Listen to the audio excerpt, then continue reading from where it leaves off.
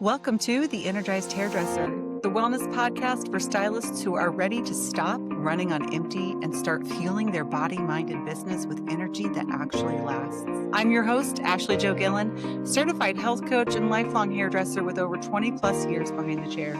Here we blend salon life with practical nutrition, wellness, and mindset coaching designed for real demands of stylist life. Each episode gives you simple tools you can use between clients, honest conversations about the industry, and encouragement you need to take care of you so you can show up energized, confident, and balanced behind the chair. If you're tired of running on caffeine and chaos, you are in the right place. All right, let's get into today's episode. Welcome back to another episode of the Energized Hairdresser. Today, we're going to talk about how to balance your blood sugar when you don't control your schedule. How do you do anything when you don't control your schedule? We don't need perfect schedules. We need flexible systems because most of the stress stylists feel at this stage in our lives isn't from long days. It's from how those days are structured.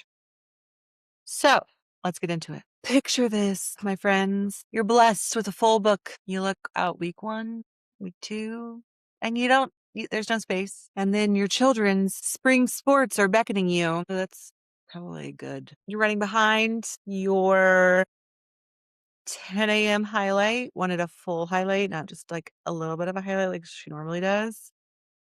And then your 3 p.m. clients, hair growth supplements really worked really well. And for some reason, their hair multiplied since Christmas. Okay. So your breaks disappear. You're eating whatever eating whenever there's a gap or not at all. Okay. So this isn't the fault. Like our job is very unpredictable in a way. Maybe you do a lot of color corrections. Maybe you do just long services. Maybe you do a lot of extensions and you just don't know how long it's going to take. Okay. Maybe you've never timed your services out at all. And you're like, well, that should take me 2 hours and you just run behind. Whatever. This is a safe zone. Okay. But how we work affects how we feel. So how is that possible? Let's talk about it. So a full book in the salon isn't the problem. Most of us can handle being busy. What's exhausting is working long stretches without any kind of support for our body. Because you are a human being, you got to eat, boo. Like there's no way around it. You have to eat. And if you don't eat, you're not going to feel good. I know. But let's figure out how we can eat when you have an uncontrollable schedule. So stress isn't from hours worked. It's from how those hours are structured. When we have long gaps without eating, if we're relying on sugar, a sweet treat, or coffee to get through our day, if we have no predictable rhythm at all, this is stress. Stresses me out. When I look at my space, like when I look at my schedule and I don't have space, I do not like it. And I know that. So what am I going to do? I'm going to create space. The space in my schedule is more valuable to me than packing it full. Okay. Our bodies don't respond to hustle the way they used to. What creates stress now is inconsistency, not the workload.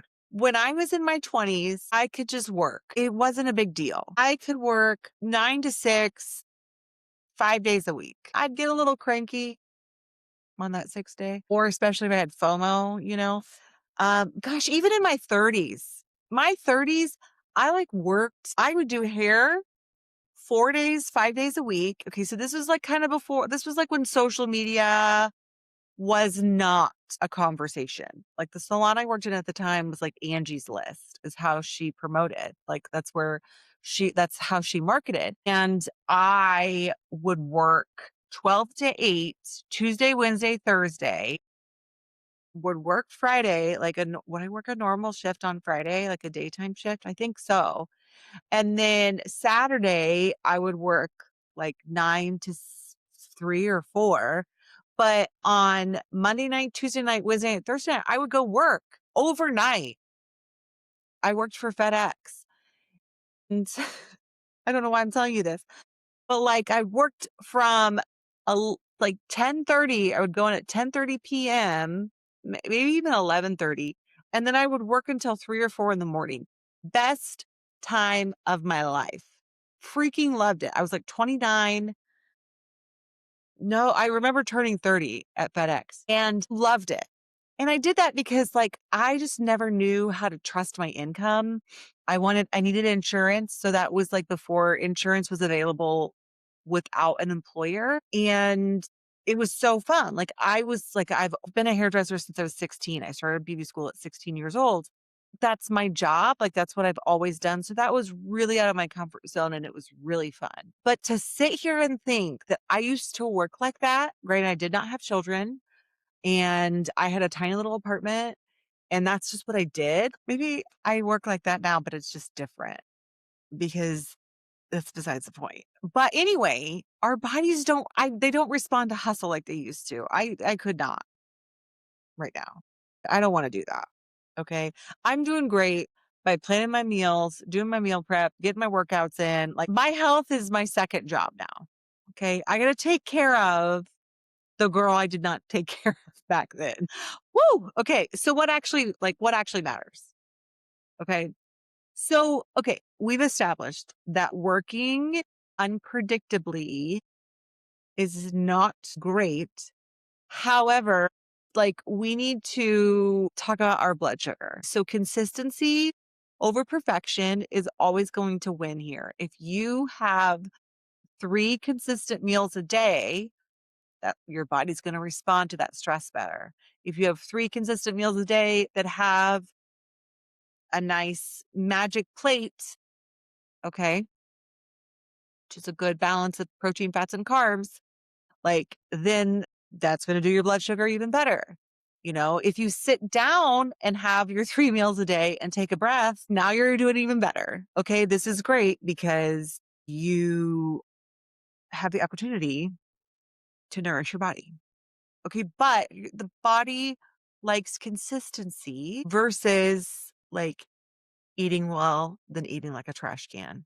Eating well, not eating at all. Okay. That makes me really sad, but there's no magic bullet for like weight loss. And the older we get, girls, okay, it's just not the same as it used to be. Okay. So when we can balance our blood sugar, energy is stabilized. Balancing your blood sugar, energy management. This is why I don't know if you've seen some of the ads, which you probably have, like the continuous glucose monitors. Has anyone seen these? Super fascinating. You can get them on Amazon. I think there's a brand called Lingo. You can get them on Amazon for like $49. They go on the back of your arm and that manages your blood, like your blood sugar throughout the day. Okay. Because if we can get better control of our glucose that's dumping into our system, we have better control over lots of other things. Okay.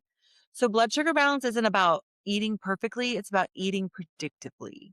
It's also about eating the right combination of foods, but hey, we got to start somewhere. And that's why if I could teach every stylist to be the wild snack lady, then you're getting a gold star. Gold star. Anyway. Okay. So what is eating consistently versus eating in chaos? If we look specifically at our days, and now I'm thinking about spring sports because before we know it, those are going to be here. You're going to be working all day and then you got to go to the ball field at night. Duh. It's great. Okay. So chaos eating is long gaps. That's when you get ravenously hungry. And then you're like, oh my God, I gotta eat something right now. Quick bites. You're shoveling that food in. And then you have reactive cravings. Like, I need a crispy Diet Coke right now or I need Starbucks right now. I need a sweet treat. Like those are chaotic eating. Chaos eating is also like you're mad. Like that's things that we get into in coaching, but learning how you identify when you eat. When I figured out that I have disordered eating because when I have any kind of feeling, I would eat. And I think I started doing that to cope with when I was first diagnosed with Graves. I was so chronically tired that I would eat to wake myself up. That glucose would spike my blood sugar and then I would be awake and then I could kind of do something. But then I was like an addict. I would keep going back to it. So where was I going with that? Managing like chaos eating can also be based on our thoughts. And that is the deep work that is individual. So anyway, consistent eating is anchor times. You eat when you wake up. You have a snack, maybe every 3 to 4 hours, even 2 to 3 hours, like smaller meals every 2 to 3 hours, or bigger meals like 3 to 4. We really don't want to go past 5. Okay. If you're going 5 hours between meals, that's when we're going to get in the danger zone. And that's where the binge eating could come into play. Okay. Consistent eating is repeat foods. When you learn how to eat and your body feels good, it's a little bit of a dopamine disappointment because starting a new diet is a dopamine. Like you get excited. Like when I would think about, oh, I'm going to start a new diet instead of just consistently doing the thing that you're supposed to do. Yeah, it's not as fun, but repeating foods, smoothie in the morning, having the same lunch. Okay. Like portable options, grab and go snacks. Like, okay, cool. I'm going to have a little bento box for my afternoon snack, which is grapes, cheese, and some kind of protein. Or, yeah, those are the things that are going to make your body happy because you're going to feed it consistently. You're going to feed it repeatable foods that it likes. And then you're going to also have like options. So you're not going to let yourself get too hungry. So when fuel is inconsistent, your body stays in stress mode. And even if your life looks fine on the outside, inside, you're feeling the chaos. And then you're like, why am I bloated? Why does my body hurt? Why do I have body pain? Why am I tired? Why am I sleeping all day long, like all night, but yet I'm still tired? Okay, so we're going to anchor these habits around systems, not so much rules, but systems. Okay. So a good rule of thumb, well, okay. So what are some systems that we could put into play? A couple systems that I have adopted is like every Sunday, I will clean out my refrigerator. That has absolutely nothing to do with what we're talking about, but it does. My brain works in a way that I like to look at the whole picture and the logistics. How am I going to do this? There's nothing worse than I'm going to assume that if we are friends, because if you're listening to this, we're friends, then you probably respond to like to organization over chaos. More chaos. Like, so if I need to say I need a meal plan, but my refrigerator is shoved full of food that may or may not be good, that's not going to help me plan anything. Okay. So the system that I have found that works best for me is I clean out all of the old food, all of the leftovers, all of the things we're not going to eat. I get it out of my fridge so I can make time for new. I like to do this on Saturday. Generally, Sunday after church, I pick up my groceries. Okay. So around Friday evening, Saturday morning, I'm like, okay, what are we going to have for meals the next week? Side note, today I built a recipe planner in Notion so I can store all my recipes in Notion. Game changer. Game changer. Okay, so which I did that for a reason, which I'll come back to it. Okay, so that's one thing. And system is I always clean out my refrigerator over the weekend. If I don't get that done, then I feel off. Okay. Second thing is I repeat food. I have a smoothie for breakfast. It has 50 grams of protein, tons of fiber. I enjoy it. That's what I eat. I might rotate with like maybe some overnight oats, or maybe something else. But for the most part, smoothie. Okay. Second part to that is um, I will make four things for lunch. Like I'll have a lunch for Monday, Tuesday, Wednesday, Thursday, and then what am I going to have for lunch Friday, Saturday? And usually Sunday, I have lunch at church. So I don't have to worry about that. So it's like I'm only planning two meals for my week, and then they're ready. I do that on Monday. They're ready in the fridge. I grab them as I go to work. Yes, I work in my house, but I still have my meals prepped, right? So eating before your shift. When I look at my week, I'm really diving in here, going off the cuff. When I look at my week, and if by Saturday, the next week, if I have any 30-minute gaps, I fill those in. Those are now breaks. And I eat in that time. I'm not out here trying to save the world behind the chair. Okay. I am trying to do the best work I can do for the client I have. And you know what makes me do good work is when I feel good and I'm fueled. So, with that being said, that's another system. It's like, I'm like, I don't know. I don't need to have a haircut in there. If that color appointment is long, I'm like, no, no, no. I hustled in my 20s. I am not hustling anymore. Okay. This is the non hustle podcast. Listen to the Energized Hairdresser. We're not hustling anymore. We're doing quality work. We're fueled. We're fabulous. Here for it. Okay.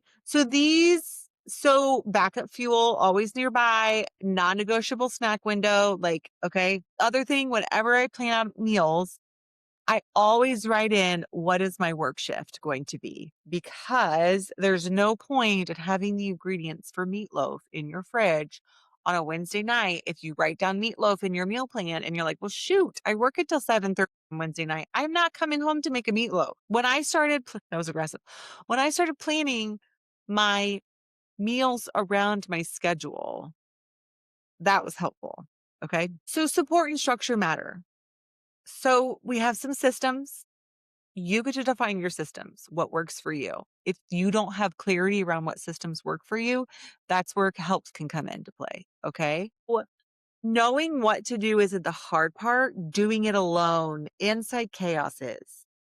It is completely normal and wonderful to have a coach. Like, to have someone who supports you. Sometimes that can be your partner, sometimes it can be your bestie, sometimes it can be your mom, but like having somebody in your corner to help you see the forest through the trees, huge. Most stylists don't need to work less. They need structure that supports their body while they work. Okay. So when you're working, how are you breathing? How are you behaving? How are you acting in the salon?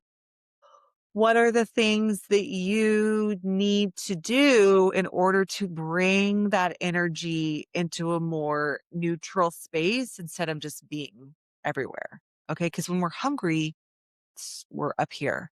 You want to come down here. I'm an elder millennial. I need to live in a nice, calm zone so my digestion doesn't bother me. Okay. So that I can go to sleep at 10 p.m. and do it all over again. Right. Okay. So just know we're going to wrap this up. I kind of went off a tangent there. You can tell what I really am passionate about, which is systems. You're not necessarily stressed because you can't handle the work. You're stressed because of how the work is set up, and that we can change. Not only because being a hairdresser, like doing the hair is only one part of our job. You have the business, you have your craft, you have your health, and you have your mindset. That's a whole encompassing process, not to mention your personal life, which is why you work anyway. So we're not stressed because we can't handle the work. We're stressed because our work sucks the life out of us because we've never been taught how to do it. And then you're just all jumbled. So the way we work, we can change. We can change that. Okay. So send me a DM if this hits home. We're going to dive more into this. This is like a part of our blood sugar balancing series. Okay. So small shifts in how you work can change everything. And that's what I'm here to show and to do. So I hope this was resonating with you. And I look forward to next up in our series, which is the macronutrients that everyone talks about, that we're very curious about. So we're going to dive into those. Let me know if this was helpful, and I will see you on the next one.